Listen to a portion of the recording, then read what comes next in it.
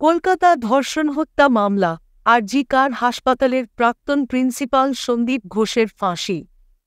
আদালতের বড় মন্তব্য। কলকাতা ডাক্তার ধর্ষণ হত্যা মামলার একটি বিশেষ সিবিআই আদালত আরজি কার মেডিকেল কলেজ ও হাসপাতালের প্রাক্তন প্রিন্সিপাল সন্দীপ ঘোষকে জামিন দিতে অস্বীকার করে বলেছে যে তাঁর বিরুদ্ধে অভিযোগের প্রকৃতি এবং গুরুতরতা মারাত্মক এবং যদি প্রমাণিত হয় তবে তাঁকে মৃত্যুদণ্ড দেওয়া হতে পারে। সিবিআই ৯ আগস্ট সরকারি হাসপাতালে এক চিকিৎসকের সাথে ধর্ষণ ও হত্যার অভিযোগে সন্দীপ ঘোষ এবং তলা পুলিশ স্টেশনের প্রাক্তন ইনচার্জ অভিজিৎ মণ্ডলকে আটক করেছিল, সাথে প্রমাণের সাথে ছলনাপ্রসূত এবং এফআইআর দাখিল করতে দেরির অভিযোগ ছিল। আদালত তার আদেশে বলেছে যে কেন্দ্রীয় তদন্ত এজেন্সি দ্বারা তদন্ত প্রক্রিয়া জোরদার রয়েছে।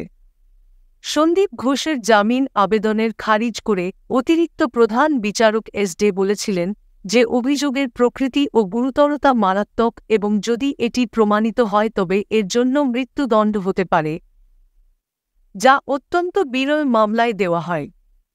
অতিরিক্ত প্রধান বিচারক এসডে উল্লেখ করেছেন যে আদালতের বিশ্বাস যে অভিযুক্তকে জামিনে মুক্তি দেওয়া হলে এটি ন্যায়বিচারের নীতির লঙ্ঘন হবে।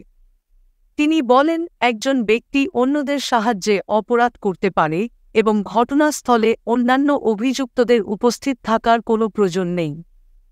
অভিজিৎ মণ্ডলের জামিন আবেদন খারিজ। আদালত অভিজিৎ মণ্ডলের জামিন আবেদনও খারিজ করেছে। আদালত দুই অভিযুক্তের জন্য ৩০ সেপ্টেম্বর পর্যন্ত বিচারিক হেফাজতের জন্য সিবিআইয়ের আবেদন মঞ্জুর করেছে। সন্দীপ ঘোষের আইনজীবী শিয়ালদহ আদালতে দাবি করেন যে তাঁকে এই মামলায় মিথ্যা ফাঁসানো হয়েছে এবং অপরাধের জন্য তাঁর পক্ষ থেকে কোনো পদক্ষেপ নেওয়া হয়নি।